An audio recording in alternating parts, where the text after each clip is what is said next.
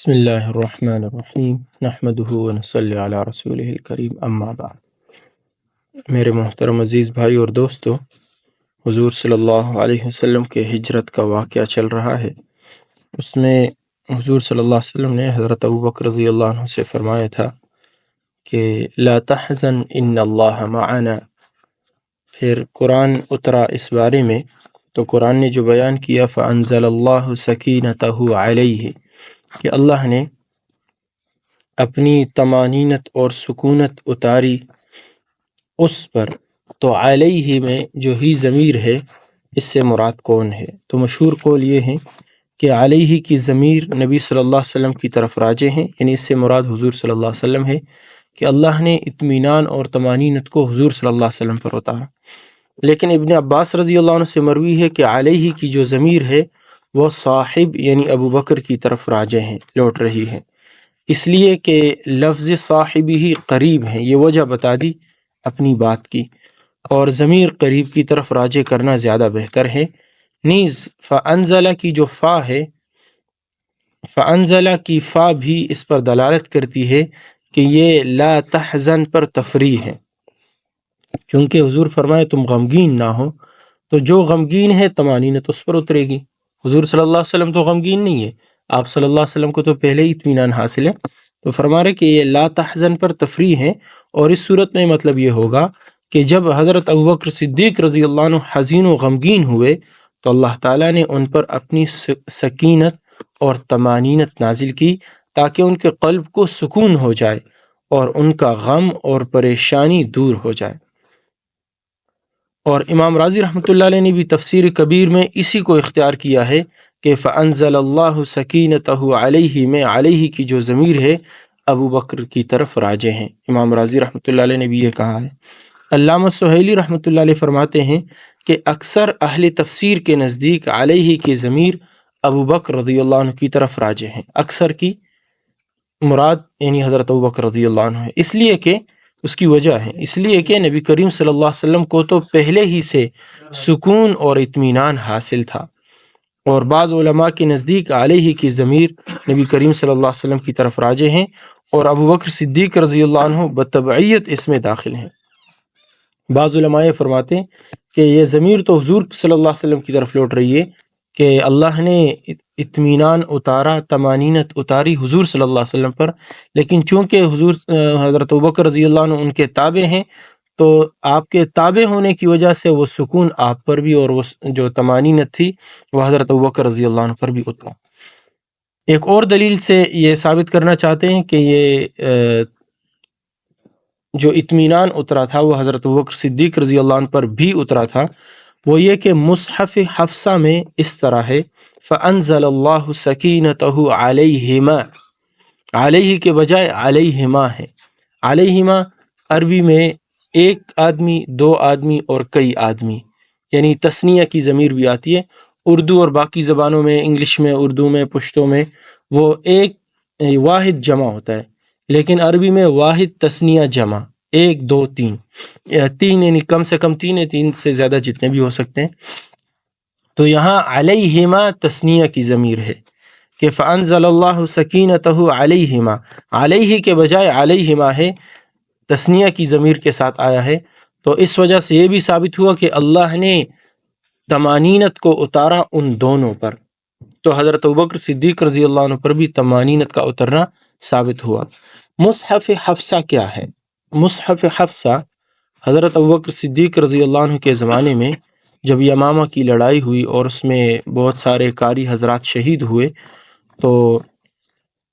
حضرت عمر رضی اللہ عنہ نے حضرت ابوبکر صدیق رضی اللہ عنہ سے کہا کہ دیکھو قاری حضرات بہت زیادہ شہید ہوئے، تو اس طرح کرنا چاہیے کہ قرآن کو کتابی شکل دے کر جمع کرنا چاہیے۔ قرآن لکھا تھا مختلف چیزوں پر، جیسے ورقوں پر بھی لکھا تھا، چمڑے پر لکھا تھا، پتوں پر لکھا ہوا تھا، مختلف چیزوں پر، تو اور یاد کرنے والے تو بہت سارے تھے قراء، لیکن کتابی شکل ایک جگہ سب جمع ہو ایسی کوئی صورت نہیں تھی۔ تو انہوں نے حضرت عمر رضی اللہ عنہ نے حضرت ابوبکر صدیق رضی اللہ عنہ سے کہا کہ یہ کام کر لیا جائے۔ انہوں نے کہا کہ جو کام اللہ کے نبی نے نہیں کیا ہم کیسے کریں؟ وہ اس پر آمادہ نہیں ہوئے، لیکن حضرت عمر رضی اللہ عنہ کے اصرار سے آخر کار ان کے دل میں بھی یہ بات آ گئی کہ واقعی یہ کام کرنا چاہیے۔ پھر انہوں نے حضرت زید بن ثابت رضی اللہ عنہ سے کہا، دونوں حضرات نے، تو وہ بھی شروع میں آمادہ نہیں ہوئے۔ انہوں نے کہا میرے لیے یہ کام آسان ہے کہ میں پہاڑ کو ایک جگہ سے دوسری جگہ کر لوں، لیکن جو کام آپ بتا رہے ہیں بہت ہی مشکل ہے کہ اللہ کے نبی نے جب نہیں کیا تو میں کیسے کروں۔ خیر، پھر آخر کار انہوں نے قرآن کو جمع کیا، اور تو جو انہوں نے قرآن کا مصحف بنایا، جو یعنی کتابی شکل جو اختیار کی، وہ پھر چونکہ حضرت عمر رضی اللہ عنہ کے پاس تھا، پھر ان کی بیٹی حفصہ رضی اللہ عنہ کے پاس تھا، تو اس وجہ سے ان کی طرف منسوب ہے مصحف حفصہ۔ تو اس میں جو روایت ہے فَأَنزَلَ اللَّهُ سَكِينَتَهُ عَلَيْهِمَا، علیہ نہیں ہے، لیکن چونکہ قرآن مختلف صحابہ کرام سے جب لیا گیا تو اس میں جیسے عبداللہ ابن مسعود ہے، اور بھی کچھ صحابہ ہیں جن کے پاس جو قرات تھی وہ مشہور قرات سے ذرا ہٹ کر تھی، اگرچہ اس کے آنے سے معنی میں کوئی خلل نہیں آ رہا تھا۔ جیسے یہ ہے کہ اللہ نے اطمینان کو اتارا حضور پر، حضور کے واسطے سے ابو بکر پر، یا یہاں چونکہ صاف ہے کہ ان دونوں پر، تو اس میں معنی کے اعتبار سے کوئی فرق نہیں آتا، لیکن تھوڑا سا قرات میں فرق تھا، لیکن جس پر جمہور تھے تو اسی کو لیا گیا۔ تو خیر، ایک فضیلت یہ بھی تھی کہ اللہ نے اطمینان اتارا، طمانینت اتاری کس پر؟ صدیق اکبر رضی اللہ عنہ۔ ایک اور فضیلت ہے وَأَيَّدَهُ بِجُنُودٍ لَمْ تَرَوْهَا، اور قوت دی اللہ تعالیٰ نے آپ کو ایسے لشکروں سے جن کو تم نہیں دیکھتے تھے، یعنی اللہ تعالیٰ نے غار ثور میں فرشتوں کا پہرا لگا دیا، جس کی وجہ سے مشرکین کے دلوں پر ایسا رعب چھا گیا کہ غار کے اندر جھانکنے کی ہمت نہ ہوئی۔ اب غار تک پہنچ گئے لیکن اندر جھانکنے کی ہمت نہ ہوئی۔ جیسے اصحاب کہف کے غار پر من جانب اللہ ایک خاص رعب ہے جس کی وجہ سے کوئی شخص اس غار کے اندر جھانک کر نہیں دیکھ سکتا، جیسا کہ اللہ تعالیٰ قرآن میں فرماتے ہیں لَوِ اطَّلَعْتَ عَلَيْهِمْ لَوَلَّيْتَ مِنْهُمْ فِرَارًا وَلَمُلِئْتَ مِنْهُمْ رُعْبًا۔ سورہ کہف کی آیت نمبر 18 ہے، چنانچہ کہ اگر آپ ان کو جھانکے تو ان سے آپ بھاگ جائیں، اس حال میں کہ آپ رعب سے بھرے ہوئے ہو، یعنی آپ پر رعب چھا جائے گا اور آپ ان سے بھاگ جائیں گے۔ چنانچہ معجم طبرانی میں اسماء بنت ابی بکر رضی اللہ عنہ سے مروی ہے کہ جب قریش آپ کو تلاش کرتے کرتے غار تک پہنچے تو ابو بکر رضی اللہ عنہ نے عرض کی یا رسول اللہ، یہ شخص جو بالکل غار کے سامنے کھڑا ہے ہم کو ضرور دیکھ لے گا۔ آپ صلی اللہ علیہ وسلم نے فرمایا ہرگز نہیں، فرشتے ہم کو اپنے پروں سے چھپائے ہوئے ہیں۔ اتنے میں وہ شخص غار کے سامنے بیٹھ کر پیشاب کرنے لگا۔ رسول اللہ صلی اللہ علیہ وسلم نے ابو بکر رضی اللہ عنہ سے فرمایا اگر یہ شخص ہم کو دیکھتا ہوتا تو ہمارے سامنے بیٹھ کر پیشاب نہ کرتا۔ تو یہ چونکہ حضور صلی اللہ علیہ وسلم نے فرمایا کہ فرشتوں نے اپنے پروں سے ہمیں چھپایا ہوا ہے، تو یہ اللہ نے کہا وَأَيَّدَهُ بِجُنُودٍ لَمْ تَرَوْهَا، کہ ان کی مدد کی اللہ نے، ان کو قوت دی اللہ نے ایسے لشکروں کے ذریعے سے جن کو تم دیکھتے نہیں تھے۔ فرشتوں کو حضور صلی اللہ علیہ وسلم تو دیکھ رہے تھے لیکن حضرت ابوبکر رضی اللہ عنہ نہیں دیکھ رہے تھے۔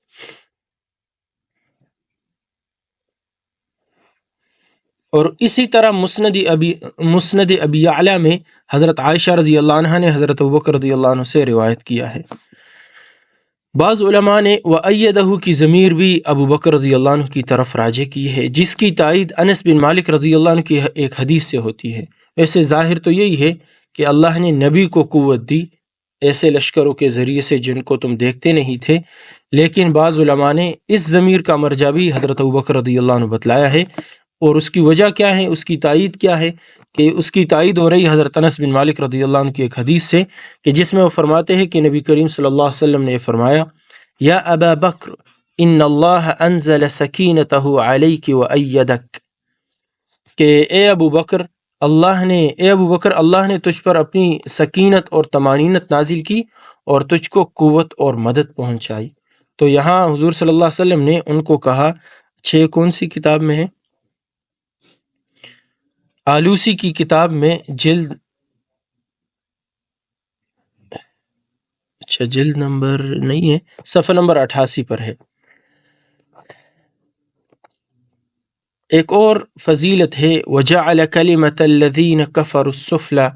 وَكَلِمَةُ اللَّهِ هِيَ الْعُلْيَا وَاللَّهُ عَزِيزٌ حَكِيمٌ۔ اچھا پچھلی جو صفت تھی تو وہ صرف آخری بات سے ثابت ہوئی کہ وہ حضرت ابوبکر رضی اللہ عنہ کے متعلق ہے، کہ چونکہ حضرت انس رضی اللہ عنہ کی اس روایت سے تائید ہوتی ہے کہ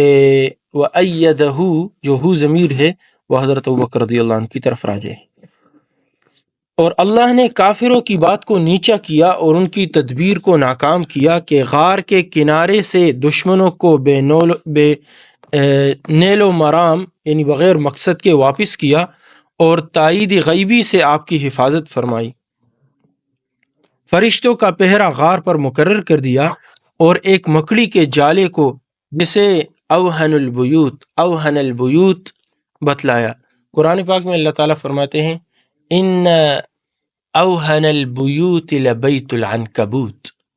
کہ سب سے کمزور گھر وہ عنکبوت کا ہے، مکڑی کا گھر ہے۔ تو اللہ نے اتنے کمزور یعنی جانور کا جو یعنی اتنا کمزور گھر جس کو اللہ نے قرآن میں کہا کہ گھروں میں سے سب سے کمزور گھر وہ عنکبوت کا ہے، اس کے ذریعے سے آپ صلی اللہ علیہ وسلم کی حفاظت کی کہ اس کو آہنی قلعہ سے بڑھ کر حفاظت کا ذریعہ بنا دیا۔ اور اللہ کی بات ہمیشہ اونچی اور بلند رہتی ہے۔ اللہ نے اپنے نبی کو مع اس کے یار غار کے صحیح و سالم مدینہ منورہ پہنچا دیا، اور راستہ میں جو سراقہ گرفتاری کے ارادہ سے ملا وہ خود ہی آپ کے دامنی اطاعت کا اسیر و گرفتار بلکہ ہمیشہ کے لیے غلام بن گیا۔ سراقہ بن مالک حضور صلی اللہ علیہ وسلم کے تعاقب میں گیا، چونکہ انہوں نے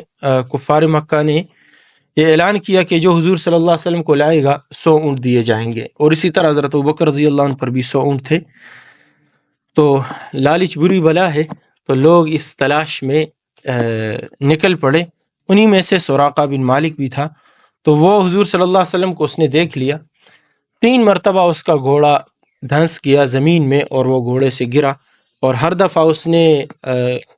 حضور صلی اللہ علیہ وسلم سے عرض کیا کہ آپ دعا کریں کہ گھوڑا نکل آئے،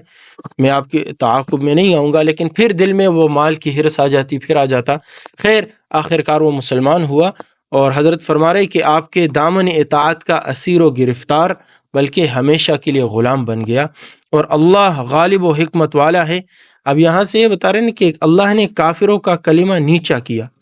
اب جو کافر پکڑنے کے لیے آیا تھا وہ مسلمان بن کر اور حضور کا سپاہی بن کر واپس جا رہے ہیں۔ تو کلمۃ اللہ ہی العلیٰ، اللہ کا کلمہ ہمیشہ بلند رہے گا، اس کی قدرت و حکمت سب سے غالب رہتی ہے، اور یہ سب کچھ اس کی تائید غیبی، معیت و نزول ملائکہ کا جو سکینت لے کر سب پر غالب رہتی ہے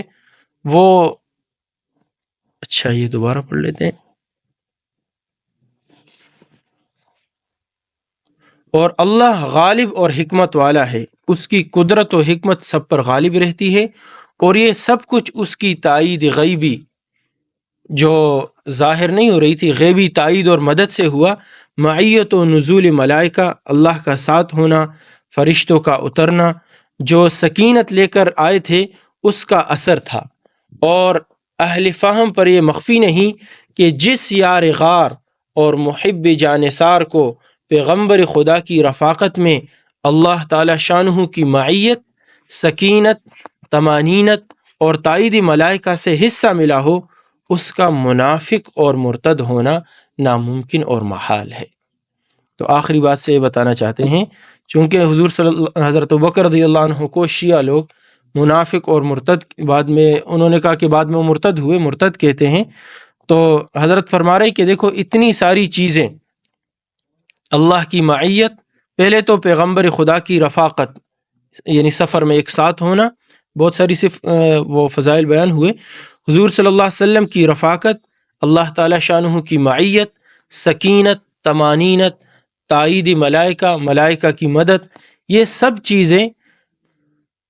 ان سب چیزوں سے جس کو حصہ ملا ہو یعنی حضرت ابوبکر رضی اللہ عنہ کو، اس کا منافق اور مرتد ہونا ناممکن اور محال ہے۔ پس جس خدا نے سفر ہجرت میں بلا سبب ظاہری کے اپنے نبی کی حفاظت کی اور دوسرے موقعوں پر بھی اپنے نبی کی حفاظت کر سکتا ہے۔ لوگ یہ نہ سمجھے کہ خدا اپنے نبی اور نبی کے یار غار کی حفاظت کے لیے کسی کی نصرت و اعانت کا محتاج ہے۔ تو اسی لیے اللہ نے کہا واللہ عزیز حکیم، اللہ کسی کا محتاج نہیں ہے۔ آگے فرما رہے منت منہ کے خدمت سلطان ہمی کنی، منت شناس ازو کہ بخدمت بداشتت، کہ تو احسان مت جان کہ تو بادشاہ کی خدمت کرتا ہے، بلکہ احسان تو اس کا ہے کہ اس نے تجھے اپنی خدمت میں رکھا ہے۔ تو یہ ساری چیزیں اگر حاصل ہوئی ہے تو صرف اللہ حکمت والے اور غالب کی طرف سے حاصل ہوئی ہے، کسی کا اس میں یعنی اللہ کا ساتھ ہونا، اللہ کی معیت، اللہ کی تمانینت، اس میں حضرت ابوبکر رضی اللہ عنہ کی طرف سے کچھ نہیں ہے، بلکہ اللہ کی طرف سے ہے۔ اللہ نے ان کو ان ساری چیزوں سے نوازا، اور اللہ نے ان کو خاص کیا کہ اپنے نبی کی رفاقت میں، ان کی معیت میں، اور پھر ان کے ذریعے سے تمانینت اور سکینت میں ان کو حصہ دیا۔ تو کہا کہ تو احسان مت جان کہ تو بادشاہ کی خدمت کرتا ہے، بلکہ احسان تو بادشاہ کا ہے کہ تجھے اپنی خدمت میں رکھا ہے۔ تو اس لیے ہمیں بھی چاہیے کہ ہم اس پر نہ اترائے کہ ہم مسجد میں آتے ہیں، ہم نماز پڑھتے ہیں۔ ارے اللہ کی توفیق ہے کہ اللہ نے ہمیں مسجد میں آنے، نماز پڑھنے، تبلیغ میں جانے کے لیے ہمارے لیے راستے آسان کیے۔ باقی انشاءاللہ آگے فارسی کے کچھ اشعار ہیں، کچھ کا میں نے مطالعہ کر لیا لیکن کچھ باقی ہے، انشاءاللہ تعالی وہ کل پڑھ لیں گے۔ سبحان اللہ وبحمدہ، سبحانک اللہم وبحمدک۔